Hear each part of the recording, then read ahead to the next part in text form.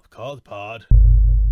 Welcome to the Pop Called Pod, broadcasting from an undisclosed location in Ireland where we're crazy for film, television, video games, and much, much more. I really still don't know what that much more means, but I just think that covers me in case I go off on a weird tangent, as I often do. I am your cult leader and host, Tom Pot, and let us not waste any more time like we always do.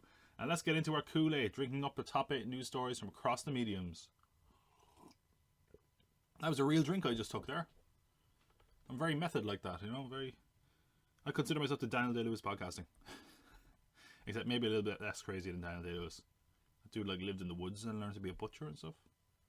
I can't remember what roles those were for. That might have been for the same movie. Gangs of New York, I don't know. Anyway. See, that was the much more. That was me going off on a mad tangent. And now I'll bring it back. And then I'll go on an even madder tangent, trying to link my stories together as I often do.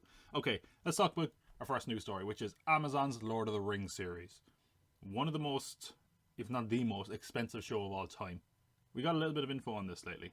Well, we got a bit of info a couple of months ago that I didn't bring up because it just sounded insane. Is that, just to give you an idea of how closely guarded the secrets to this is. The writers are in a windowless room, protected by armed guards at a door that you can only get in with a fingerprint sensor. Which is crazy because I think most people kind of suspected what this show would be anyway. But we have confirmation this week. We got a confirmation from its Twitter account, actually. They stated, "Welcome to the second age." So that means nothing to a lot of people, including me. But I've done my research. I like to think I am a man who can do a bit of research every now and then. The second age in Middle-earth spans around 3,441 years. It begins with after the fall of Morgoth, who was like a Dark Lord before Sauron. He was actually Morgoth's lieutenant, Sauron was. It's also known as the Age of Numenor. A powerful house during the era, which was housed on an island and becomes a mythical lost city by the time the Lord of the Rings starts. Sauron actually was captured by Numenor's king at one point, but he corrupts the kingdom from the inside. That eventually leads to divine intervention from Eru, and to stop Sauron, he destroys Numenor. We got all that. I'm saying all this from the top of my head. Oh my god. Alright. Some milestones in this era include the creation of the Rings of Power, our first appearance of ring wraiths, the building of Barad-dûr, which is the dark tower we see in Mordor that is home to the Eye of Sauron in the Lord of the Rings trilogy. And of course it ends with the downfall of Sauron, with something we saw in the first Lord of the Rings, where you see him picking up the broken sword and slicing off his finger. That is essentially the end of the second era that we see there. So essentially this era handles the rise of Sauron in Middle-earth and ends with his eventual defeat. And of course he re-emerges during the course of the Lord of the Rings. In other words, it's a prequel. That's what we know. It takes place so long ago that it's going to more or less be new territory. I don't think this second age is actually well documented even in Tolkien's writings or his appendices. And a lot of people thought this was going to be possibly about a young Aragorn. That's not likely anymore because he was born during the Third Age. There's a lot of ground to cover here, and I think it's good that this is so undocumented because for a creative standpoint, there's a lot of gaps to fill in, and they can more or less do not what they want, but they have a lot of room for maneuver as far as creativity, and it seems like it's probably going to be something new for diehard fans as well. As I said, this is the most expensive show ever. They're saying that it could cost about $1 billion, including production costs. And I think they spent $250 million just to the rights of this. And it has to go on for 5 seasons. So the whole second era, there's a lot of room for maneuver there. But my question is, does this alienate casual fans? And I do wonder that, because when we heard it might be a young Aragorn, it made sense. People go, "Oh, Aragorn, I know Aragorn from the movies." This one, it's like, oh, this is like so far removed from Lord of the Rings. And I wonder if that could alienate more casual fans of the franchise. Let's take a break there. There was an airplane flying overhead. Okay, so what I'm saying about casual fans, okay? The Lord of the Rings as a franchise, people love those 3 films. They love something that can tie in directly to it. So something like The Hobbit works because it is so close to the Lord of the Rings. This is essentially a whole new ball game. I think that could hurt people returning to it. It's going to have to look really good because presumably with something like Lord of the Rings, it's not going to have the hardcore elements of a Game of Thrones that's going to draw people in initially. And it might be so far removed from the actual Lord of the Rings that people know and love that I think that could hurt it. But I don't know. I think it'll still be... Well, they need it to be a massive success. It has to run for 5 years. And of course, it's really, really expensive, as you can imagine. Well, let's talk about something that ran for a bit more than 5 years. That is now coming to an end, and that is Arrow. The CW show that tackles, of course, Green Arrow, DC Comics character, has announced that it's going to end with its 8th season. Season 8 is going to get an abridged run of 10 episodes, Stephen Amell said in a Twitter statement. Playing Oliver Queen has been the greatest professional experience of my life, but you can't be a vigilante forever. Arrow will return for a final run of 10 episodes this fall. There's so much to say. For now, I just want to say thank you.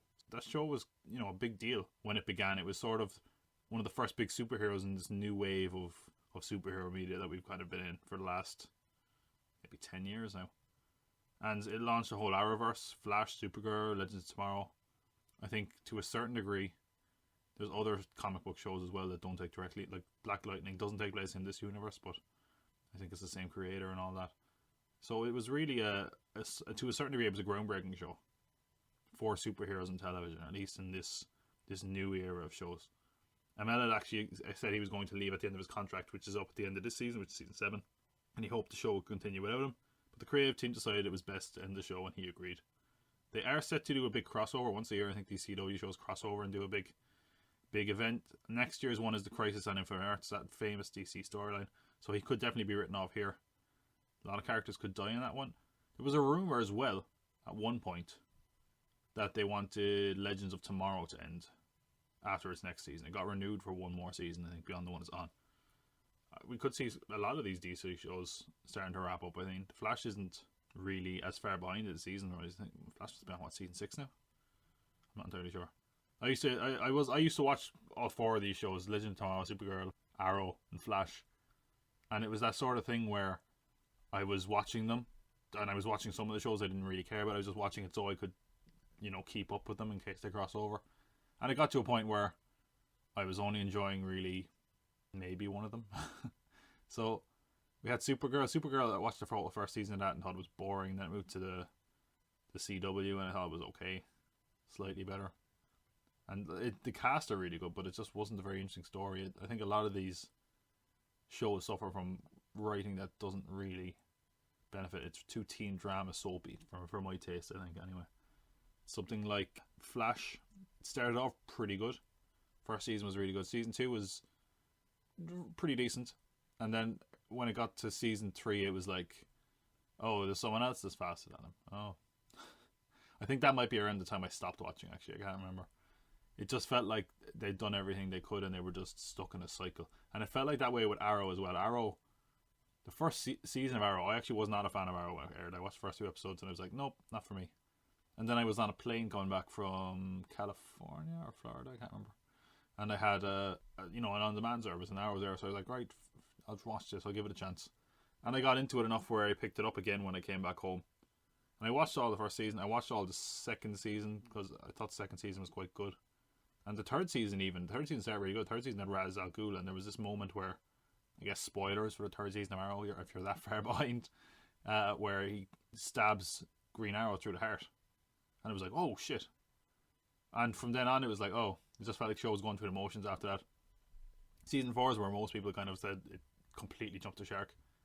And I can't remember where I stopped, but it really got to the point where that character Felicity was like the whole focus of the show. And it was just not interesting anymore. She was just always right. And it focused on her. And I think a problem with a lot of these shows is it just becomes the sort of thing of like, everyone gets powers eventually. It's like, oh, Flash, oh, you have powers. Oh, well, now this other lab assistant they work with has powers. Oh, now your friend Cisco, he also has powers. And oh, here comes another person. And it's like, not every character has to be superpowered. That's not that interesting. It's, if you're going to focus on one hero, focus on one hero well. And it's not that these shows didn't do that at times, but it felt like they lost around themselves a little bit. Again, maybe they've caught up. I know that people were saying Arrow is better than it has been in years at the moment. I don't hear anyone talk about Flash or Supergirl really that much, to be honest. Legends of Tomorrow was one I actually really enjoyed. Legends of Tomorrow was just almost like standalone fun. And they got Constantine as well, and so maybe that show was a bit good, but again, it just felt like they were part of a well-oiled machine, and once I stopped one of them, I was like, I'm not going back now. It's too much. It's such a big time investment to get into all those shows. It's about 3 hours between all 4 of them, like, oh well. So yeah, Arrow, again, it was a pretty groundbreaking show. Inspired a lot of these superhero TV shows, including maybe even some of the Marvel Netflix ones, I think, to a certain degree. Daredevil especially, people were saying it was inspired by it. And well, Iron Fist maybe from a negative perspective, possibly inspired by Green Arrow. There is, of course, a Batwoman pilot that's being made, I think, now. with the hope that that's going to be a series in the CW. So you could possibly see Batwoman sliding in there as a replacement for Arrow, because who knows, maybe these shows won't go anywhere. Maybe they'll just change the roster a bit. So yeah, Arrow is going to end with its 8th season, and let's talk about another superhero TV show. This one coming from Marvel. Marvel Studios will be producing an animated What If series for the new Disney Plus streaming service. Slash Film came out with this report. The basic premise is pretty simple. If you read the comics, you probably know what this is already. In that it takes pivotal moments from the MCU and explore how they could play out differently. It's understood the only episode that they actually confirmed is going to be a thing is what if Loki had found the Hammer of Thor. So that's a good example of what to expect. It's an anthology series with each episode having a different what if story. And the hope is being that the series, being animated, will allow for the main cast of the movies to return, because it'll be less time consuming for them. I actually thought this was going to be live action first, which got me really excited, but I feel like it could really work animated as well. The story mentioned earlier was a comic story, for example. We don't know if they're all going to take, elements from the comic. I don't think they necessarily will, because a lot of those stories take place with like characters like the Punisher, who's presumably off bounds for another while, and Fantastic Four and X-Men, all that kind of stuff. And it probably makes better to cater it more to the MCU. So I think it offers a lot of opportunities. Like, for example, characters that could return, maybe Quicksilver and Ultron, they come to mind. That'll be perfect. Actually, speaking of Disney Plus streaming service, they've announced that during the week that this is essentially going to get rid of the Disney Vault. So if you're not aware of what the Disney Vault is, it was essentially how Disney used to put out their movies, even their older ones, onto home video, DVD, Blu-ray, whatever, and then stop producing them, and then put them out again. So that method really was somewhat genius, because that's why films your parents watched and were loved, also you ended up loving, because they re-released them and hyped them up. And that was kind of the end of an era in a certain way. They've announced that essentially all the Disney films are going to be up in it, so that'll definitely make it worth money, if nothing else. I think this streaming service is really shaping up to be very, very promising, and definitely proper competition to Netflix, because I think Netflix are getting a bit of backlash lately. I don't think people are as impressed with Netflix as they used to be. Definitely Disney could slide right in there. Of course, the big question everyone has about this is, are they going to put up some of their more controversial entries? Of course, Song of the South being the main one everyone's asking, are they going to post? I think they should. Just put a disclaimer in front of it and put it up there, because I think it does more damage at this point if you don't put it up, because it's just like, what you did is bad. Then just let people see it. Like, do you know the thing about it is, here's what's going to happen if they put up Song of the South.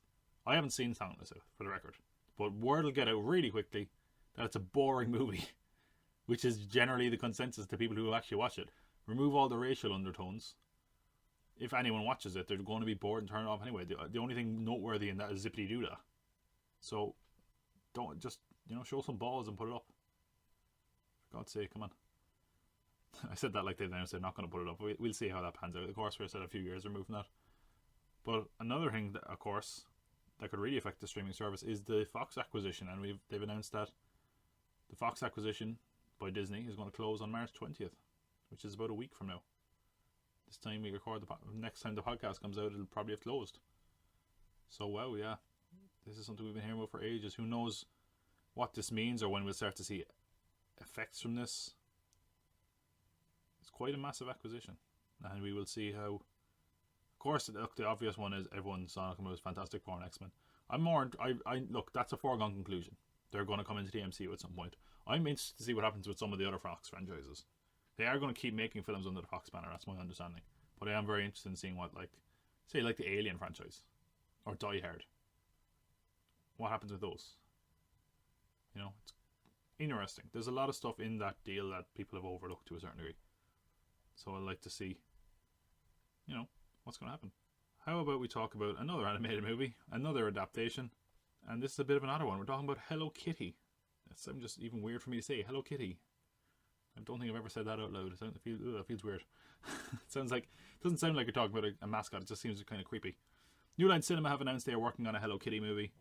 Of course, the Japanese icon has never had a feature-length theatrical movie, and actually this is the first time that Sanrio, the company that make her, have licensed Hello Kitty and their other characters out to a major studio, because of course it's not just Hello Kitty that Sanrio make. They also have a frog, a weird frog, and an angry looking penguin. I'm sure they have names. I don't know. There's probably people out there fuming now. How dare you not know the name of Goodbye Penguin? That was me thinking on my feet. Hello Kitty, Goodbye Penguin. Makes perfect sense. Alright, so we don't know yet what it's going to look like, whether it's going to be live action or animated. I did say it was going to be animated. I think that's probably the best course of action. It would be odd if they made it, you know, live action. That'd be very odd. I think a style of like a stop motion kind of style, or something like Studio Leica makes. I think that would really suit the look of this movie, but we will see how it pans out. I think one of the main reasons I actually brought up Hello Kitty is because I want to bring up, like, I want to inform the masses about Hello Kitty. I want to school your ass in some Hello Kitty, bitch. It's like so weird, Hello Kitty. So first of all, I'm going to flip your world upside down here now. First of all, Hello Kitty, her name is actually Kitty White. That's her full name. That's her full name. She has a full name. We're not done yet. That's the least mind-blowing part. Hello Kitty is not Japanese. The character is from a suburb outside of London. Apparently this came because there was some sort of fascination Japan had with England in the 70s, and that's where it came from. There's a really good TV series that they talk about with Hello Kitty called, it's on Netflix actually, The Toys That Made Us. And one of the episodes uses Hello Kitty, and it's really fascinating. So there's a lot more on that if you want to see that. And maybe even background of a few other toys. Here's another fact. Kitty has no mouth. She has no mouth. She can speak, but she does not have a mouth. And I think some people said it's because she speaks from the heart, which is like, oh okay, yeah, very clever. In fact, Sanrio were really disappointed before because they adapted this character for TV, and what happened was they gave the character a mouth, and they were like, oh, how dare they? And like, which is like, all right, I mean, it settle down. It's a cat with a mouth. You're not. It's not that big a deal. Let's take a step back here. There's also been actually confusion as to whether or not Hello Kitty was a cat. This made news a couple of years ago, where there was an interview and they said that she wasn't a cat, she was a girl. Where people were like, what? Her name is Kitty, she looks like a cat. Then they had to backpedal, saying, we didn't say she was a human, which raised even further concerns of like, okay, well if she's not a cat, not a human, what is she? Then they said she was the personification of a cat, like an anthropomorphized cat, which is like a weird grey area. It's like, she's either a cat or she isn't. Stop with this bullshit. What is she? Cat or not? She's a cat, right? I think what maybe they wanted to avoid is like, what makes things really odd about this is that Hello Kitty has a pet cat, which raises all sorts of moral and philosophical questions. Is like, is that cat a slave? Is this some stupider breed of cat that Kitty is basically bullying into being her pet? It's, I don't know, it's... Anyway, that was the tangents I go off on, I suppose, talking about Hello Kitty. I don't know how this is going to work as a movie. A lot of people just see this as a brand, I think, at this point. Could work, though. I mean, the brand has made $8 billion in 2013. So some people are buying this. Maybe with a good concept, it's not something that's entirely unlikely to work as a film. We shall see. Let's talk about films that do seem to be working, because we have early reactions for them. In a segment I've decided to come up with and then probably dismiss in a week. Early reactions or overreaction. First off, we have Shazam. So the reason I say overreactions is because we need to clarify this. Anytime there's early reactions on Twitter or early reviews in general, you have to take them with a healthy dose of salt, because a lot of the time it's people getting to see the film early. They're getting lovely little gift bags, they're getting wined and dined. And I mean that literally. There are instances where they go to nice restaurants and get fancy glasses of wine and then get to slum it with the celebrities for a little bit. And of course then they get a pat on the head, kiss on the cheek, and they write a good review. That's not me being cynical. That has happened with films. And a lot of the time it seems to work. That's why you see a lot of the same bloggers giving positive reviews. But regardless. First reaction to Shazam. I mentioned last week that I had heard good things about this through the grapevine. And we got our first official reviews here now. Well, not official reviews, social media reactions, I should say. And they're really, really positive. So that further raises the question of why Warner Bros. Are being very quiet marketing this movie. I don't fully understand why. I'm not sure what their issue is. If this film underperforms, I think it will be solely on their shoulders. They've highlighted the heart in the movie, the humour of the film. They said it's fun and funny, and as you can see, a lot of the time the same words are thrown around quite a bit. There's a lot of praise for Zachary Levi, people saying he was basically born for this role. Also a lot of people stressing that this is a family movie. And that's certainly the polar opposite of what you would expect from DC film. And a lot of people have said it's now their favourite DCU film. We say DCU because they still haven't told us the name for this. And yeah, we're going to know soon enough. This comes out in like 3 weeks, so we don't really have long to wait to find out for ourselves. Look, I'm not saying this film is going to be any good. I'm just saying again, keep your salt shaker handy with these reactions. We've seen awful films get great reactions. Us, the new Jordan Peele film, also premiered. Now, a distinction here that might be important is that this premiered at South by Southwest, so it was open to the public. It wasn't just critics. And they're really, really glowing overall. Apparently quite a scary film that sticks with you. The visuals are said to be terrifying. I was looking through the early reactions, and one of them was from Frank Oz, who is of course Yoda and a Muppeteer, so that was quite odd. A lot of praises going for Lupita Nyong'o, but the cast as a whole is being highlighted. I've also heard it's funnier than you'd expect, which is kind of a relief. I think even Get Out had a few humorous moments in there as well. It says very violent, very original. It's not along the lines of Get Out. Apparently it's quite different, which is good to see. He's not showing he's just a one-trick pony. Some people have said this is a film that is difficult to digest and discuss so quickly. And of course, with social media, people try to get their reactions out so quickly. So maybe over time people will say, oh, it wasn't as good as I expected. Or maybe they'll say quite the opposite and it's even better. I did hear a few people mention that Get Out is better than this. But look, that's a very high bar to set. So it seems to be a great film, all things considered. So we shall see. Again, not that long till this film comes out. So I do wonder, the way people said it's not an easy to digest film, if that could possibly hurt it with general audiences. Maybe they don't want to have their opinions challenged, but that might be me being cynical. I'm sure this film will do pretty well. I think there was some early tracking on this that were really positive as well. Anyway, let's go from one DC property, we're talking about Shazam, to another one, and that is we got a lot more information this week on James Gunn's Suicide Squad film, The Suicide Squad, or as it's apparently going to be known. This is coming together very, very quickly. So last week I was more or less sure that Warner Bros. Were going to be in the process of figuring out who's in and who's out when it goes to actors and characters, and that certainly seems to be the case. We had heard Will Smith was not going to be in, and now we have news that his character is staying in. Deadshot is in. He's been recast to be played by Idris Elba. The script is in place, and apparently he's very pivotal to it. One of the apparent reasons for that could be this is based on the Ostrander and Yale run in the comics, which was really, really vital run in the comics, and it had Deadshot as the leader. So that is a good chance of why they needed Deadshot and why they had to recast. I don't think it's necessarily a bad trade anyway. Idris Elba is a fantastic actor. I think Will Smith is in an area now where he needs to prove to people he can be this proper actor, because I think he's become a bit of a mockery lately. I think that might change a bit over this year, but he signed on to that project King Richard, where he's like the father of the Williams sisters. So I think he's going to try to flex his acting muscles again, because he's in a weird position lately. He's kind of the butt of a few jokes, which is kind of weird, but you know, it is what it is. Of course, the big question mark is Harley Quinn. She is apparently in this. When the comic run was written, obviously Harley Quinn, I don't know if she was even invented yet. I don't think she was. How is she going to factor in? I don't know. And whether this is going to connect to the wider DC universe through Harley Quinn, that's another question mark. Another rumor going around, and this hasn't been confirmed. I've heard yes and no, but I think the no seem to be loudest, is that Joel Kinnaman is not going to be back as Rick Flag. And I think that would make a lot of sense, considering if Deadshot is the leader, what you need Rick Flag for, because he was more or less the leader of the last Suicide Squad. I don't know. We will see how this pans out. Maybe more importantly, we got a breakdown of what James Gunn's Suicide Squad team is going to look like, and it does really feel like this is going to be very much in James Gunn's ballpark, but also more or less a reboot, because his characters are so different. This came from Collider, who are nearly always accurate, so I'm pretty sure this is true. First member of our team is a Ratcatcher, who is normally a Batman villain, and as you can imagine, can control rats, and is a fan of poisonous gas as well, that kind of the signature weapon. The report does mention that there's a lot of talk to this role could be gender swapped. No problem with that, really. Why would that matter?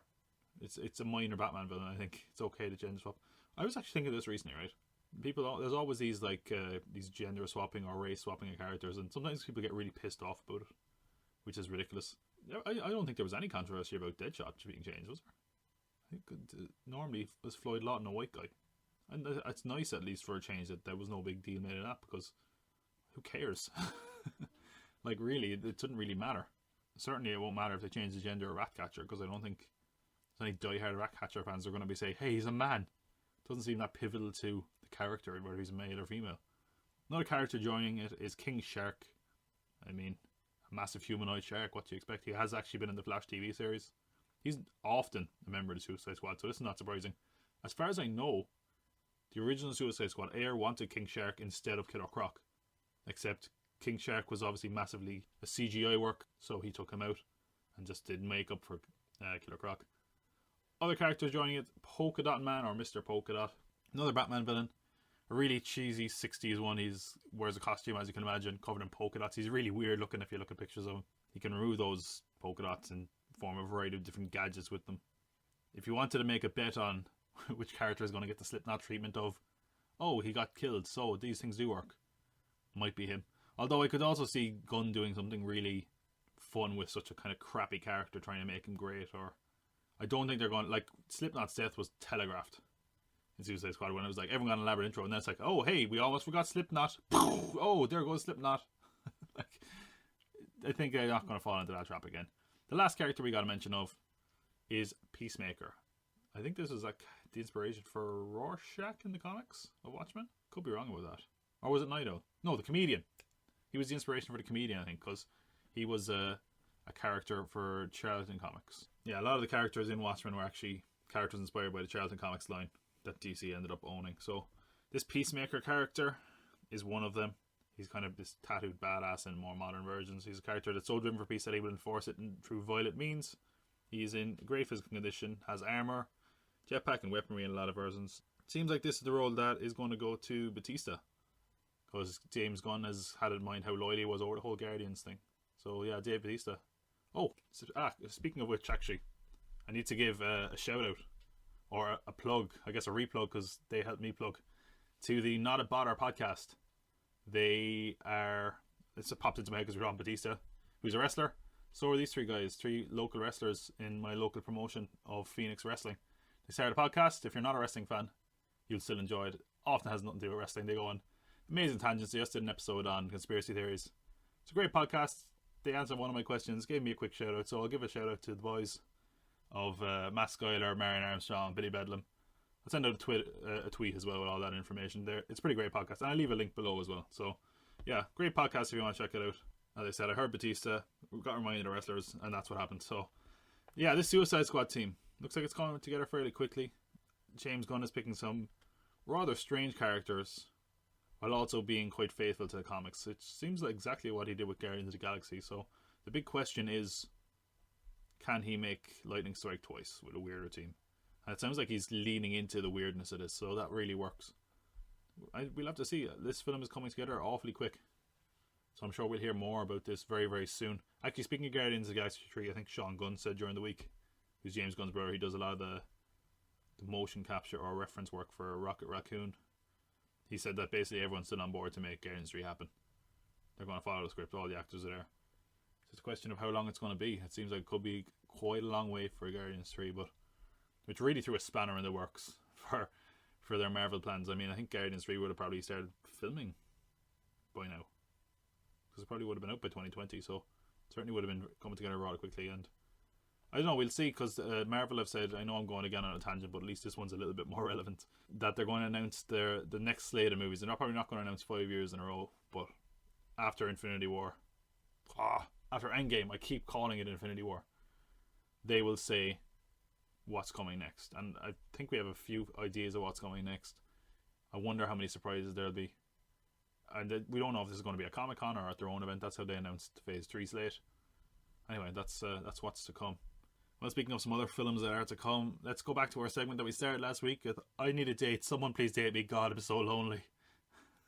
Our pathetically titled segment about films that need a date, whether they have been moved back, moved forward, or just dated officially. And first we have another Disney film, which is Maleficent 2, which has, I mean, I don't know how long this film has a title, but I only found out about it this week, so I'm putting that as news to me. Maleficent is now called Mistress of Evil. It sounds a little bit like Elvira, and it was going to come out May 2020, and it has been moved up, and not just like by a couple of weeks, which is normally the case. This got significantly bumped up. It's now coming out October this year. That's almost 8 months earlier, which never happens really.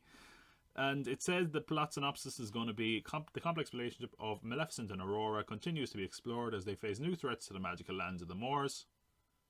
Okay then. We also got a poster. It could have just easily been a picture from the first Maleficent, to be honest. The only thing I noticed was they like put little horns on one of the letters in the logo, which was like, oh, that's. I guess they paid attention to detail on the font at least. That was kind of one of the first big live action Disney adaptations of one of their stories of modern times, and it was quite a big hit when it came out in 2014. And I wonder, like, is there anything left to say? Like, a lot of people, like some purists, were really annoyed that they gave such a sympathetic story to the villain, because Maleficent was seen as this kind of badass, fairly generic villain, but she had that look, and that's kind of what you expect from an old animated film. And some people weren't annoyed that they made her basically out to be a bit of a good guy, and they're really doubling down on that for this film, it appears. Another film that I think might be too late to make is Sherlock Holmes 3. This, of course, being another entry in the Downey Jr. and Jude Law series. Got a new date. This time it's a delay. Delayed a full year back to December 2021. It was going to be December 2020 originally. I mean, if this film comes out, then it'll have been 10 years since the last entry. Game of Shadows came out 10 years before that. We have no other details on who's going to return as far as cast or director. I think it would have been better. Like the second Sherlock Holmes, it ended like the books of, was it the Reichenbach Falls, where Moriarty and Holmes get launched off a waterfall, and basically, presumably to their death, they kind of basically lock fists and fight on the way down to their assumed death, which is how Arthur Conan Doyle wrote off the character before eventually bringing him back. But they've more or less ruined that at the end of this Sherlock Holmes 2. I think he was alive hiding on a couch or something, and he wrote a question mark on a typewriter. That's not me going mad. I'm pretty sure that's how that film ended. It would have been better if we didn't know he was alive, but I guess it doesn't really matter. If they come out with a Sherlock Holmes 3, you assume Sherlock Holmes is going to be in it. So I feel like Sherlock Holmes is just done. And I don't mean obviously the character. Look, the character's going to outlive all of us. But I think that there was a real surge of interest in him in the early 2000s with the Cumberbatch series and these movies. I just think that wave has passed. People didn't like the last few seasons of the Cumberbatch one. That seems to be done now. You have Holmes and Watson came out this year, which I haven't seen Holmes and Watson yet, but it sounds like this film was written about 10 years ago when those films were popular. So it's riffing off those, which makes me kind of interested, because it just sounds like this relic of the late 2000s and early 2010s. But yeah, it just seems like Sherlock Holmes seems kind of done. I think this is, I'm sure if they bring it out, could be successful. I don't even know what Downey Jr. does anymore aside from Marvel movies. I think he's going to play Dr. Dolittle soon, but it feels like he doesn't care anymore. There used to be that kind of rule in Hollywood of one for them and one for you, and he's just like all for them. Now, you can't complain with that, I guess. Certainly enjoying with those Marvel movies. Well, we're talking about Sherlock Holmes. Let's talk about another detective in a story I can't believe I'm giving so much airtime to. I talked about it before. Look, I'm not trying to bully Nancy Drew again. And I know I'm attacking a little girl character, but I just find it fascinating that there are people confident enough that Nancy Drew can carry a franchise in this day and age. So the news is that the CW have announced that they've started casting for a Nancy Drew pilot. I mean, look, I guess I'll give you the news story. This is basically just a roundabout Nancy Drew. Madison Gizani and Alex Saxon, they were cast as 2 series regulars. What? Yeah, I just brought this up to rail against Nancy Drew again, okay? Because I fell down the rabbit hole with this as I do. About once a week when I'm doing work for this podcast, I fall down a weird Wikipedia rabbit hole. Happened last week with Dick Dastardly. This week it's Nancy Drew. I just find it amazing that there are still people trying to make a franchise out of Nancy Drew. So, not only that, whatever with CW, okay? Look, CW is kind of a parody of itself at times. They get these beautiful young actors and they just make everything kind of like sexy and cringy cool. Like they made that Beauty and the Beast a couple of years ago. And it was just Sexy Beauty and the Beast. That might have been what it was called, I can't remember. And it was like, you know, cringy. They try to turn everything into Twilight. And that's one, we were talking about the CW superhero shows, they kind of became that soapy teen drama stuff again. And I guess that's their demographic. But the Nancy Drew pilot they're working on, it centers on an 18-year-old Nancy Drew, played by Kennedy McCann, and is set in the summer after her high school graduation. She thought she'd be leaving her hometown for college, but when a family tragedy holds her back another year, she finds herself embroiled in a ghostly murder investigation.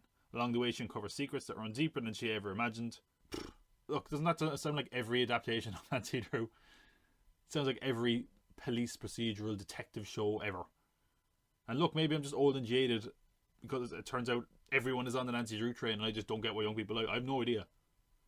And then I fell down this rabbit hole, as I said.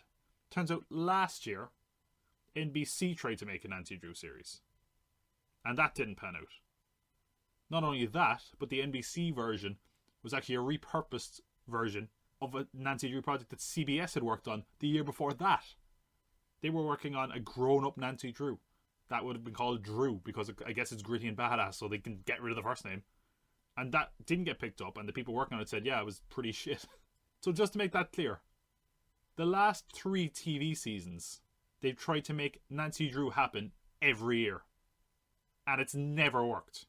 Say whatever you want about movie executives, I shit in them enough. How brain dead you have to be to try bring up Nancy Drew again. We're not done here, by the way. Warner Brothers or UPN, who are now the CW, they tried to make a Nancy Drew show in the 90s. And that was cancelled halfway through. Because of poor ratings. And yeah, it seems like it's a bit harder to make that show now. The 90s you might have had a chance. And that was cancelled, as I said. There hasn't been a successful adaptation of Nancy Drew since the fucking 70s. It's failed on film. It's failed on television. Just move on. And I really don't get, like, I want to meet the executive that's ballsy enough to walk into a pitch meeting and say, hey, I got it. Nancy Drew. Like, I used to work in a bookshop. Do you know who came in asking for Nancy Drew books and Hardy Boys books? No one young. Grandmothers looking for books for their grandkids. And you know what we said to them? Sorry, we don't have them. Because no one reads them. I'm sure someone's going to say, oh, well, there's a Nancy Drew series going now. That's really popular. Yeah. I'm sure it's really popular. With old women, maybe. Nancy Drew is not a character that's going to work. Because if you're looking for brand awareness, no one gives a shit. If you're trying to make a new thing, there's so much more exciting things than Nancy Drew, who's just a young detective. You either go to babyish, where kids don't care, and they don't care about that name Nancy Drew anyway, or you go to adult and alienate harder core fans, because I guess there has to be at least one out there. Like, it doesn't make any sense. By the way, that Nancy Drew film I talked about before, that's apparently out this weekend. I had no idea it was out this weekend. Neither did anyone else. It's like, this character started in the 30s. Why? Who's reading her? Who cares about Nancy Drew? Most of the people that started off reading Nancy Drew are probably dead by now. I feel like I'm going crazy here. That we're still hearing about Nancy Drew adaptations. Look, Hollywood, adapt every single other thing, and then you can try Nancy Drew again. I don't know. I'm just going on a rant here. I don't get it. It's not because it's not anger. It's confusion. I'm angry at being confused about why they're still trying to make Nancy Drew a thing. Look, I'm sure I'd swallow my words when this show airs on the CW and it runs for 10 seasons and wins all the Emmys in the world, but like, Nancy Drew, really? Again? Okay, moving on before I have an aneurysm. Well, let me mellow out a bit, because that can't be good for blood pressure or heart or anything. Getting so angry about Nancy Drew, goddammit. Quick hits where we have little tidbits, take the piss and move swiftly on. First up, there is officially only one Blockbuster left in the world. After news that a Blockbuster in Australia would soon close, that leaves the Blockbuster in Bend, Oregon as the last one standing. Yes, it seems this Blockbuster adapted the Highlander philosophy that there can be only one. Also, like the Highlander films, Blockbusters were huge in the 80s, tolerated in the 90s, and mostly forgotten about by the 2000s. That's right, there were 5 Highlander films. There was one in the 2000s. Look it up. After the success of Black Mirror Bandersnatch, Netflix have announced that they are going to have more interactive content coming. Said Netflix product VP Todd Tellin on Bandersnatch, it's a huge hit around the world, and we realised, wow, interactive storytelling is something we want to bet more on. We're doubling down on that. So expect over the next year or two to see more interactive storytelling. It's a shame they couldn't have doubled down on the success of Roma and actually made some good Netflix original films for a change. Our first look at the Sonic the Hedgehog film has leaked online, including the titular hedgehog. The design seems to show a more realistic look for Sonic. He no longer has white gloves, just white fur where his hands are, and he doesn't have one massive eye with 2 pupils like in the games, but 2 distinct eyes with a more realistic look. You know, more realistic for a film about a super fast bipedal talking blue hedgehog who wears runners. Look, I might have seen talking blue hedgehogs in my time, but none that wear runners. Let's get a bit more realistic, please, Sega. Anyway, that brings us to our trailer trash. 3 trailers I want to talk about this week. First of all, starting with TV trailers. Not often we talk about TV trailers, but this is certainly one that's quite cinematic, and that is the Game of Thrones trailer. There's not actually a lot in this trailer, surprisingly. And I think that's actually a good thing, probably for the best, because I was worried that this could be a bit spoilery. It really isn't. It shows all our main players and where they're at, and sets the table essentially for the new season. Just a few talking points from the trailer. Jaime Lannister says that he will fight for the living, as he promised, so presumably he's not going to necessarily side with Cersei during this big whole battle that's going on. Jon and Daenerys look like they're both about to mount dragons. One thing we don't see is we don't seem to see a Viserion, who was the dragon that was killed and revived by the White Walkers. This is a pretty decent trailer. As I said, I'm glad it didn't spoil too much. Quite dark, I mean colour-wise, so I'm hoping things are a bit better lit. It looks like it's just basically showing all the pieces on the chessboard, and this is going to be a big, epic final battle for the throne. They also apparently have the rumoured episode lengths online. I don't remember them off the top of my head. I know the first 2 were about an hour and 2 cinematic. I think the last 2 were 80 minutes apiece, so it looks like the most of the episodes this season are going to be over an hour long. So you'll definitely get your fix there if you're a Game of Thrones head. Next trailer I want to talk about is the James Gunn produced film Brightburn. It's also written by his cousin and his brother, Mark and Brian Gunn. I actually thought he was well involved with the writing. I guess I'm wrong about that. It's directed by David Yarovsky. I think he made a film called The Hive. So essentially, if you know anything about this film or if you've seen the trailers, it's a Superman story. It's a Superman-esque story that's dark. Essentially, it's that whole idea of what if Superman was bad, which I think was, what was that comic, Irredeemable? And visually, the trailer riffs a lot off Man of Steel, the visuals and that. Look, I think if you know the plot of this, you know what to expect. I won't say I loved or hated this trailer. There's some unsettling visuals. The effects are pretty good, especially for what I'm assuming is a low-budget film. Like I said, I like the I feel like the trailers for the movie are kind of almost unnecessary. If you know the premise, you're either going to see it or you're not. I don't feel it sold me either way. It's not bad, you know. I want to see the movie regardless, but the trailer doesn't get me more or less excited for that movie. There's not much in the trailer to grab onto, you know. It's kid Superman and he turns out to be evil. What more do you want? It really, once you know the premise, you're either sold or not. I don't think a trailer was going to impact your decision that much, especially for something on a lower budget. I do wonder, like, DC obviously are not involved with this, and I think they're just fine with letting this go ahead because it's so clearly not Superman. I wonder if this could lead to almost like a bootleg universe like that. Like if you make a sequel to Brightburn and it's like, I don't know, other evil DC characters. But I think that's probably unlikely to happen. A dark Justice League. An evil Justice League, an evil team of superheroes. You know, I do like James Gunn's other superhero work, obviously the Guardians movies, but I'm a big fan of Super. I think that film is incredibly underrated. This could be quite good. It's obviously not from him, he's only producing it, but look, it doesn't look bad. I just think the trailers didn't really get me that more invested in it than I already was. You know, of course I'm going to see this one. So, regardless, another trailer this week, probably the biggest one of the week, was for Aladdin. Okay. I think, like, we haven't had much to go off this movie first. We had that teaser trailer, didn't show much. We had the TV spot that showed a little bit more, and we had a few pictures. I think this trailer made me realize that I don't care all that much about this movie. And that's not a knock against the actual movie. I just think I'm starting to feel like these Disney live action movies are a little pointless. And as we move on to remakes of films that come from the Disney Renaissance era, you know, the more modern ones, I think that's a lot more evident. First off, the trailer, I think, should have probably been the first one they put out. This has really answered all the problems that a lot of people had. It was faithful to the source material and has a lot of strong aspects. I feel like if they were going to, you know, if they had put this one out first, all that backlash would have been gone. Because it is faithful and it does nail certain aspects. But let's talk about a few positive and negatives from the trailer. Positive notes, it is very faithful to Aladdin from the look of it, which is, again, something that they probably should have shown to begin with.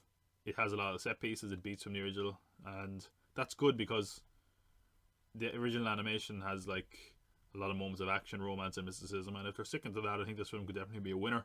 The production and costume design overall look pretty good, particularly like the Palace in Agrabah. I think that looks quite good, and costumes for the most part look quite good overall. I mean, I think there's a few that are a bit, you know, iffy.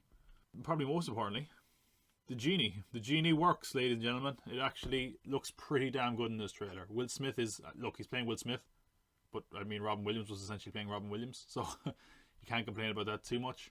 We do get to see him perform a little bit more in this trailer, and it works. He is more in line with what you would expect. He's making some weird kind of references, or what he seems to be, like, as a part where he's wearing kind of hipstery glasses, so I think that there probably is going to be that sort of humour mixed in there. And there's a lot of other things, like we of course get to see him perform his song, A Friend Like Me, which Robin Williams sings, but Will Smith kind of brings his signature rap kind of background to this, and it's got a nice kind of beat to it, a nice sound to it. So I don't think this is going to be as big a bust as people thought it was, especially the genie anyway. And it does have a lot of visual flair when they're doing that song. We see him kind of playing with Aladdin as a puppet. So it looks like they haven't abandoned the kind of weirder aspects of the animation. I think people were worried about that. So that's quite good. He's essentially a caricature, which is what the Williams version was as well. Why that works is because animation is often exaggerated and fluid, and it looks like they're at least starting to show promise of that with the genie. And that's what people want. I think of all the aspects people want the film to nail, the genie is the one, because that's what people remember about that movie, for the most part. There's a bit of humour in there, which is nice, because of course Robin Williams did the original, so there was a lot of humour there. I think it definitely seems like from the marketing and from this trailer that Will Smith's genie is going to steal the show, which isn't surprising considering that's what the original genie did in Aladdin. What else do we have in this trailer? A Whole New World looked quite good visually. We do kind of get brief moments of these epic set pieces that the film could, in my opinion, do with a more action oriented trailer. I might talk about that in a sec. I think this trailer really is sort of the palate cleanser. It's them saying, look, we have the tone right, we did not botch Aladdin, settle down. I do think that marketing should push a different look in a minute, but I'll talk about that when I get to some of the negatives. Jafar. Look, everyone was freaking out about the genie when we saw that first TV spot, and I was more concerned about Jafar because TV spot didn't show much, and it was mostly the visuals that people were freaked out with. But seeing this trailer, I think Jafar isn't going to work. He's very flat in his delivery. It sounds like he's trying to make everything kind of sound epic, and it doesn't really work. And I said this before, a lot of people are also highlighting his look. Everyone online is talking about how handsome he is, even more so than Aladdin. That they're kind of like, oh, I wouldn't mind if I had to marry him, if I was Jasmine. I don't think that's necessarily an issue. It's not like you have to cast an ugly actor or anything, but at least give him a somewhat sinister look and delivery, and we don't really get that in this trailer. Now, look, we shouldn't judge a performance off a trailer. It's early days yet. Maybe I'm completely wrong. We do see a brief look at it, a kind of more intense moment with him in this trailer. Maybe he will be closer to that, snarling and angry and that sort of thing. Hopefully, because at the moment he looks like a dead fish. Could be wrong. Hope I'm wrong. What else do we have? I'm not really sold on performances of the leads either. Look, it's a trailer. It's a trailer. You can't judge all of it on the trailer, especially about performances. And I do feel like, if nothing else, their singing voices are good, and I think there is at least one moment where Aladdin shows a bit of range, which is nice. And Naomi Scott singing in particular sounds really great in this trailer. So I don't think it's only a cause for concern because this film has been dogged with so much kind of like question marks about it, and I think that these are probably lesser question marks, because I'm sure it's hard to get that across in a trailer anyway. No one's expecting a massive performance in a trailer. You can't judge anything from 10 seconds of footage or 30 seconds of footage of the actors. The effects and the production budget and the costume stuff is pretty decent, but I do feel it looks a little cheap at times, especially when everyone's just sort of standing around. And I don't know why that is. Maybe it's the lighting or the cinematography. I don't know. It just looks a little awkward. It doesn't look great. It looks very pantomime. So far, here's my thoughts on this film. I'm not going to rush out to see it, but it looks pretty serviceable. It looks like a faithful enough adaptation. It looks like, at least from this trailer, that they've nailed the romance and musical side. As I said, I think they should put out a trailer that has a bit more action, a few more set pieces to sell people on this completely. Like, remember when Aladdin came out, a lot of people thought it was kind of a Disney movie that was more geared to boys, because it had that action and, dangerous animals and magic to it. And I don't think that trailer demonstrated that much. I think a trailer that showed off those aspects would get people a lot more excited, because there is a lot of important traits from Aladdin movie that they're kind of withholding. And I feel like if they push that, they've got a definite hit in their hands. I'm sure it'll be a success regardless, but I think they need to show off the other side of the coin, not just the musical and the romance elements, the other elements that made Aladdin a good story to tell as well. Not bad. Probably the best trailer we've had for this. I won't say probably, it definitely is. Looks like it's at least nailing a lot of aspects of this movie. Which brings us, of course, to our box office. We're talking about Disney. Disney owned box office again, which we'll get to in a sec. Top 5 this week, we had Alita Battle Angel, fell from 3rd. It made 3.2 million, which, as I said, this is starting to peter out now domestically. I guess that campaign to go see Alita instead of Captain Marvel didn't really work out, huh? Lego Movie 2, the second part, made 3.86 million. The domestic for that is now nearly 100 million. And considering the fact the first one made 257 million, the fact it's struggling to 100 million is sad and pretty pathetic. Even the Lego Batman movie made 157 million. I really wonder what the future of this franchise is going to be. It'll be very interesting to see how that pans out. Tyler Perry was second last week. He's fallen to third. 12 million. It is what it is. How to Train Your Dragon, 14.6 million. Not a bad drop for it. Obviously, there was a lot of stiff competition from number one, which was, of course, Captain Marvel. Massive performance from this movie. Let's talk about it a bit. Made 153 million domestically. That's one of the top 20 openings of all time. It is between Rogue One and Hunger Games. It's less than Rogue One, but bigger than Hunger Games, as far as I know. Actually, those are also two female-led films I think about. Yeah, Jyn Erso led Rogue One, I suppose, technically. And of course, Katniss was the lead in Hunger Games, so that's interesting. I hadn't thought of that. You got an A cinema score, which again, cinema score can sometimes be a bit iffy. A lot of films get an A, but A is pretty likable. It shows that there shouldn't be any problem with the legs in this movie. Internationally, it was even bigger. It actually came out with the 5th highest grossing international opening weekend of all time, beating something like The Force Awakens and being behind only Infinity War when it comes to the MCU films. It made 303 million internationally, which is absolutely massive. It also had the 3rd largest MCU opening in China, behind only Infinity War and Civil War, so that's huge as well. Altogether, it brought in 455 million worldwide this weekend alone, which is crazy. Anyone that doubted this film, it's like, you better eat your slice of humble pie. That is a massive opening. It is absolutely insane. I knew this film would be big, but I didn't think it could be that big on a worldwide level, which is fantastic to see. It's as of Monday, it had already passed 500 million worldwide, so a billion is almost a sure thing. There'd have to be a serious drop somewhere for it to not reach a billion. I think it'll probably get 1.1 billion somewhere, which is very impressive, and good on it. We'll get to my thoughts on the film a bit more in detail in a sec. Weekly watch. Let's talk about what there is out and what we can watch. And first, of course, we have movies. Nancy Drew, I've said enough about that. Captive State, Rupert Wyatt's new film, which is set in a Chicago neighborhood nearly a decade after an occupation by an extraterrestrial force. Captive State explores the lives on both sides of the conflict, the collaborators and dissidents. Look, this film isn't going to perform particularly well, is it? Didn't even bother looking at the trailer. It sounds pretty boring. It's a kind of a sci-fi film, I guess. I can't imagine it's going to fare well. Then we have Wonder Park. This is a new animated film from Paramount and Nickelodeon. Wonder Park tells the story of a magnificent amusement park where the imagination of a wildly creative girl named June comes alive. Set to get a television spin-off as well on Nickelodeon. I think that's something they did with like Jimmy Neutron as well back in the day. And yeah, look, it doesn't look great in my opinion. The animation's a little ugly. And look, it's a kids film. It's not geared towards me, obviously. It doesn't look like it's going to be the top bar of kids films, obviously. But it could work as some counter program to Captain Marvel, so we'll see how that works out. Gaming, The Division 2 just got released recently, if you want to check that out. I've seen a few mixed reviews with this. I played the beta for the first Division and didn't love it, so can't imagine I'm going to go give this one a go. Netflix, quite a lot on Netflix this week actually. First up, probably most notably, their biggest release I'd say is Triple Frontier. This just came out as of this recording. J.C. Shandor's action thriller who features Ben Affleck, Oscar Isaac and Charlie Hunnam. The reaction to this is kind of that it's fine. It's not great, it's not bad, it's just fine. But if you're looking for a bit of an action movie with a decent enough cast, admittedly, you can check it out from your house. Check it out from your couch, even. Arrested Development, Season 5B. It's coming out on Friday. God. Can you imagine how far the show has fallen that it comes out on Friday and no one's even talking about it? Like, it was so massive when it was coming back originally. I think if there's anything to be said about this is that this is an argument to be made that not every show needs to be revived. Especially cancelled shows. I might do a feature on that at some point. Arrested Development, Season 4 was a drag to get through. I watched both versions of it. When it first came out, I watched the regular version, and then they recut it. Was it Fatal Consequences? I think it was called, where it was like not separate episodes for each character. It was more linear, if you want to call it that. And I was like, oh, it was fine. It's not great. I thought Season 5, whatever else about it, I can't remember anything from Season 5. And it wasn't that long ago that I watched it. I just don't remember anything about it.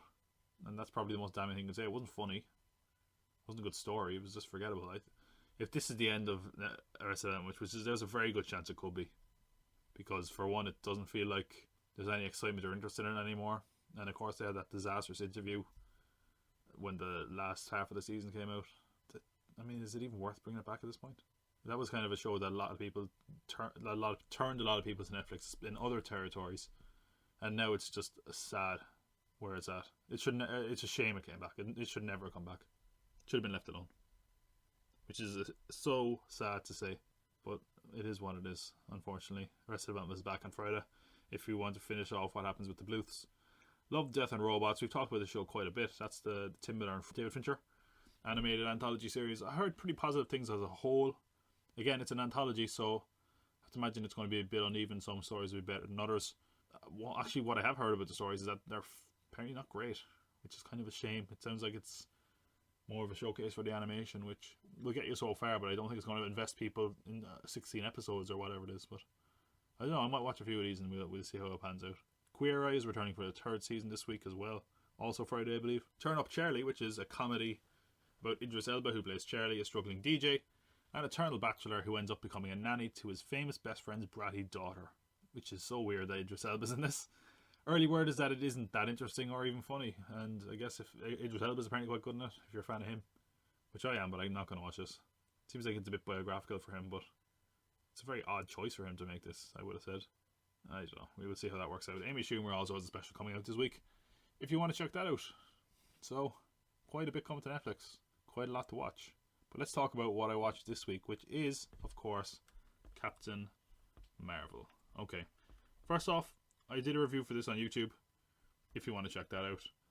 Went into a lot of detail. Also did a video on the Easter eggs of the film if you want to see that. So, there'll be links for those down below.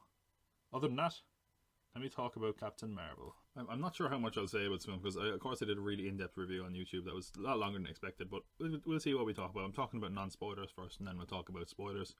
One thing I didn't talk about on YouTube was the whole controversy, so let me try to go through it really succinctly. Try to give some balance to this whole craziness that we're experiencing with this movie. So essentially it all began when Brie Larson said she doesn't care what 40-year-old white guys care about her movie or something. Now I'm pretty sure the assumption is that, and I think it's pretty reasonable to assume, she wasn't trying to say something negative. It was poorly conveyed, but the bones of what she wanted was something positive, which is she wants more diversity in critics and press circles, and that's fine. It is. I think it was just that she stated it in such a way that was very negative and maybe even a bit aggressive, and some people got really pissed off about that. I kind of took it for what it meant, and I said, oh, whatever, if you believe whatever you want, but at the end of the day, if the film is good, the film's good. I do find it odd that people are all about, oh, she pushing her political ideology, and have you looked at half the MCU actors on Twitter? Like Chris Evans is always getting involved in social or political issues. So like Brie Larson's the only one getting heat for this. It's like, have a bit of equality about you. If you're just going to attack the movie for whatever you're saying, if you're saying, oh, but Brie Larson said this first, I think these people would have found the reason to attack the movie anyway. It is what it is. At the end of the day, we shouldn't dwell on it because this movie was a huge success. Doesn't matter anymore. I think if you want to hear more detailed and probably accurate assessments, in my opinion, was check out Red Letter Media's review of Captain Marvel. They kind of broke down the whole controversy and that sort of thing, including some of the fallacies with what Brie Larson said, and there is issues with that, but obviously I don't think that is what she meant. Anyway, regardless, now that I've touched that sticky wicket, as I say, what did I think of the movie? I really liked this movie. Overall, it's not perfect, it's not amazing, and I think it's so weird that we're all getting so crazy about a film, about this film, it's not a film that deserves all that craziness, because it's not an amazing film, it's not an awful film, it's just so odd. And that's another thing we should be aware of, that more and more studios are going to push that political agenda or those hot button issues, because they can make it into like, oh, if you like this film, you support this film, you're making a grand political statement, and you're not. You're seeing a big blockbuster film, which is ludicrous. Again, judge the film on its own merits. I really like this movie. I think it worked as a story set in the MCU that didn't bend over backwards at times. It just very naturally fit into it. Now, some people are annoyed about a few other aspects of that, which we'll talk about in spoilers. I won't get into them here. Let's talk about this. I would say let's talk about story. There isn't much of a story. Essentially, the whole story is her trying to find out who she is. And the problem with that is, with a lot of origin stories, is we're seeing this grow naturally. And I will say one of the pieces I did enjoy with this was that it was different to other origin stories. The narrative was a bit more thrown around, and we were learning the origin along with the character. But I do still think that the problem with that is it put so much time into it that there wasn't much time for a plot overall. It was pretty much this character discovering their origin. Now, there are good things about that, and I think it's good that they presented the origin the way they did. However, you have to feel like it would be great if there was a little bit more. As far as comparing it to other Marvel origin films, it feels a bit like Thor. And I made this comparison before. It's like we have this whole mystical world, this magical world. It's sci-fi world, I guess, in the case of Captain Marvel. And we start off there and then we get thrown to Earth. And with Thor, I felt the Asgard stuff was really interesting, and then we got thrown to Earth, and Earth was shit. Here it seems like the opposite. The start of this movie, I really wasn't on board with it at the beginning. It just felt like, okay, here we go. A lot of exposition, a lot of world building. It felt like stuff we'd already seen before. And I guess that stuff was necessary in general to establish some of the rules and laws and logic of this universe. But it was a bit heavy-handed, a little bit uninteresting. When it gets to Earth, I thought it was a lot more entertaining. So talking about the performances, let's start talk about Brie Larson. This is dividing a lot of people. Some people have hated her performance. Other people are saying she's perfect. It's probably somewhere in the middle for me, to be honest. She's doesn't have that one moment, and I don't think it's all on her. I think some of the writing and the direction, I think they could have got a better performance, maybe. And that's not a criticism of the writing or directing. I just think it lacked a few moments to let her really shine. Like, there's very few moments where she could have done, like, wow, that was an amazing performance. Like, I brought this up before. We have that moment in the first Captain America movie where Chris Evans jumps on a grenade. That's perfect. You know exactly what it is. And there's a few emotional beats. There isn't much chance for her to show emotion in this. She doesn't get to show a lot of range. And I think another problem is possibly that her character is a bit all over the place. Sometimes she's sassy, and other times she's like she's arrogant at times, quite unlikable. With a character like, say, Doctor Strange or Iron Man, who has that arrogance, eventually they have to get some comeuppance, and it doesn't feel like this character does. In fact, I did highlight that this character doesn't really have a moment where she's out of her depth. And it is such a shame, because they're obviously going to push this movie on having such a strong female hero. And the fact that she doesn't really have many challenges to overcome is such a shame because of that, because it would have been such a defining moment for that character. And I don't feel we have a moment that defines this character yet. And again, I think the problem is that as much as this is the first film, normally an origin film you have a bit more, and it is mostly origin. I will say, though, the pacing, it didn't drag as a result of that, even though it was mostly dealing with that one aspect. It's about 2 hours long, and it's about the perfect length for that. As I said, Brie Larson, I think her performance is good at times. She's definitely entertaining, charismatic at times. I think one thing that definitely highlights is that the action felt really like her. She has a really physical presence in those scenes, especially in the fighting scenes, and I think it shows, which is something I was a bit surprised at. That even compared to some of the other heroes, it really felt like she was there kicking ass, which is pretty great, because that is what you want from a character that presumably is going to be so pivotal to the Marvel Universe going forward. And I think, again, like I said about Chris Hemsworth in the past, I don't think he nailed it right out of the gate, but I feel like with Brie Larson it's going to be the same thing, where this is a good foundation to build a performance on. I think in the future she's going to shine, for sure. Nick Fury, of course, being played by Samuel L. Jackson. I loved his turn in this movie. He's basically just Samuel L. Jackson, but it's good to see a Nick Fury that's unsure of himself. He's not as in control or as suave as you would expect, and I think his chemistry with Brie Larson is really good. He's really entertaining, and it's nice to see a bit more of his character, because of course he is such a question mark in some of the Marvel movies. Here we get a little bit more out of him. Who else is in this film? Talos, Ben Mendelsohn's character. I like this villain a lot more than I thought I would. Some of the Marvel villains, especially in the origin ones, are a little weak. He's pretty damn good. There's a few, again, I can't say much about some of the aspects of his character because of spoilers, which I'll get into later. I just felt like it was surprising what they did with his character at times. He's not necessarily intimidating, but I found him interesting and a good character. Not necessarily a good villain, but a good character. Who else is in this film? Goose, the cat. Everyone's talking about the cat. Cat steals a few scenes, to be fair. I don't know what else you want to say. I'm not going to critique the performance of a cat. Lashana Lynch, who is, I keep messing up their names, Monica Rambeau. She's Brie Larson's pilot friend, and she's fine. She doesn't get a lot to do. I was a bit disappointed that we didn't get more moments with her and Carol, because we're meant to believe that they're sort of best friends, and I don't know if we ever got a chance to really believe that. Could have done a few more scenes with them, but she does have a few moments where she shines, as does her daughter, who's just this little girl, Maria Rambeau, I think. One of them's Monica, one of them's Maria. No, it's Maria is the mother, right? And Monica is the daughter, I think. There we go. Who else is in the film? Clark Gregg, Agent Coulson. I thought he'd be in this a lot less. I thought it was going to be a one-off cameo and done, but he's got a few moments, and he's pretty good. It's great to see Coulson back in the main universe, I guess. I wonder if we could see him going forward after Endgame, but who really knows? Of course, he's over there on Agents of S.H.I.E.L.D. Who else is in the film? A lot of people got excited for Star Force, which has Jimon Hinsu, who played Korra the Pursuer in Guardians of the Galaxy. He really got nothing to do, and that goes for most of Star Force in general. Gemma Chan is also a member of Star Force, and again, it's faithful to the comics, but they really had nothing to do at all. Even Yonrog, the mentor character, again, I might talk about him a little bit in spoilers. His Jude Law's character just doesn't really have much to do. So as much as I feel like there's some characters that were maybe a bit wasted, like another one, Ronan the Accuser.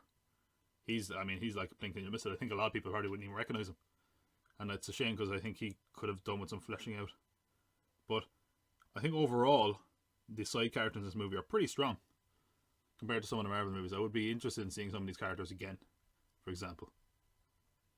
I just feel like, especially Star Force, got really shafted as far as screen time and giving them some background. But I suppose what do you expect? This is a Captain Marvel film, and it's set on Earth, and I don't know. What else works in this film? The music is actually not bad. Better than a lot of the Marvel movies.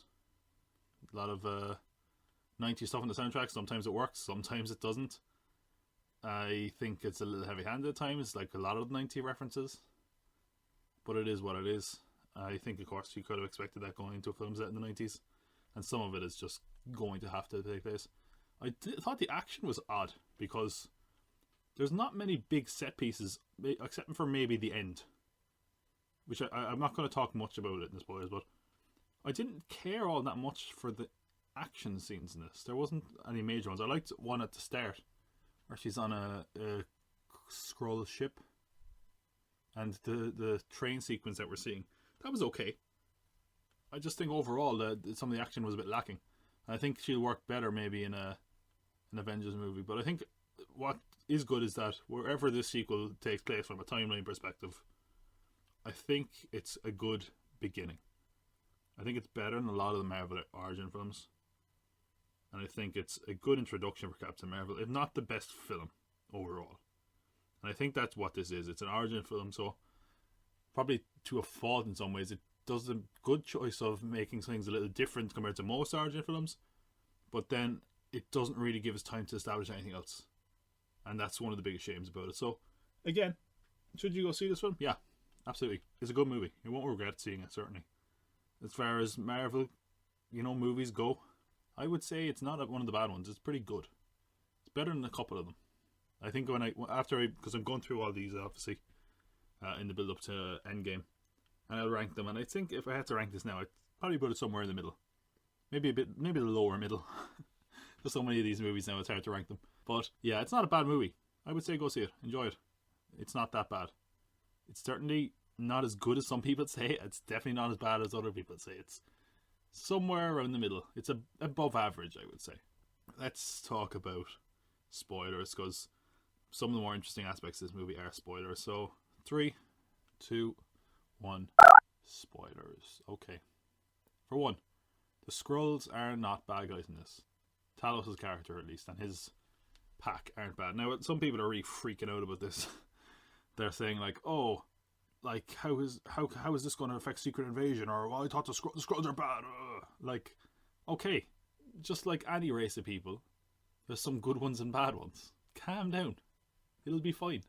If they want to do Secret Invasion, they will. There's certainly plenty of opportunity for them to change that, because this takes place so far behind the rest of the MCU anyway. what else do I want to say? I was talking about the ending. I didn't want to say too much in non-spoilers.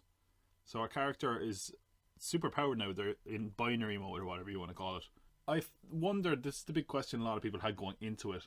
This whole, is she too powerful? And maybe, I highlighted this before. We were talking about a character that doesn't have a lot to overcome, doesn't have a lot of challenge. And that last action scene, it really seems like that. She's just basically knocking ships out of the air, no problem to her. And I think that might be challenged in the Avengers sequel, and eventually a sequel to this. I'm guessing at the moment it's like she thinks she's hot shit, and that's going to be questioned later on. I said as well in the video I made, like, I think that works as the arc of her character, in that it's meant to be this whole thing of self, discovery and self-realization, and now she realizes who she is. She's almost unstoppable, and that's how it feels, and it's sort of a feel-good moment. But I don't think it'll work going forward, but it's fine. I mean, if we're talking about powerful characters, I mean, I'm sure she's about as powerful as Thor, so what's the big deal? What else is there to talk about in this movie? Goose is a flirkin, that's no surprise really. I don't even need to talk about that. I'm sure he'll pop up. He seems to be a bit of a very popular. Actually, there's a meme in South Korea going on at the moment. he's so popular that people are photoshopping their cats into the Captain Marvel poster, which is kind of weird, but also kind of cute. I like how that's just, sometimes the internet is just pure, things like that. Everyone's shouting at each other on Twitter in the Western world, and meanwhile South Korea is just like, hey, my cat's in Captain Marvel. What else do I need to say? Of course, the reveal of the Cosmic Cube, or the Space Stone, whatever you want to call it. That is what made the engine, Lightspeed engine that Lawson was working on. That was a nice little reveal. I think it ties it into the MCU probably more so than a lot of the other aspects of the movie. In some ways, this is a very standalone movie. It's not like it's bending over backwards. It just feels like it's kind of slots in to the rest of the Marvel Universe. It's nice. It feels, like a comic book story in that regard. I think the reveal of the Cosmic Cube works really well. Some people are giving out because they're like, oh, how is it here? It does make sense in the timeline. It's just time we didn't have accounted for. So who knows? There's about another 50 years that we don't know what happened with the Cosmic Cube. So that could be panned out at some point. I mean, essentially it was in an extended way, the Tesseract is what gave her powers. And we've seen in the MCU people get their powers with Infinity Stones before. Some people are asking how she survived the engine blasts. That's not entirely made clear. I'm not sure if we'll get an explanation for that. I don't know. There is the other point. Basically, in the comics, it was that she fused with a Kree, and that's how she got powers. We do see Yon-Rogg at some point, who is basically a villain, I should say. We're talking spoilers. And he gives her some of his blood, so presumably that's how she got some of her powers as well. Again, not entirely clear. It's a bit of a strange... For a film that spends so much time on the origin story, the particulars of it are a little bit fuzzy. I don't think it's that much of a cause of concern. We get it, We don't need to go over and over. In fact, that's something I did like about the film. We had all these flashbacks, and it didn't play out like forever. It was just like, showed us a little bit, enough that we got where it was going, and then just pulled back a bit, because we've seen so many of these origin stories now. We can kind of fill in the gaps. Yon-Rogg, I guess we speak about Star Force. I mean, they're the villains. That was no surprise to anyone, considering one of the bad guys from Guardians of the Galaxy was on the team.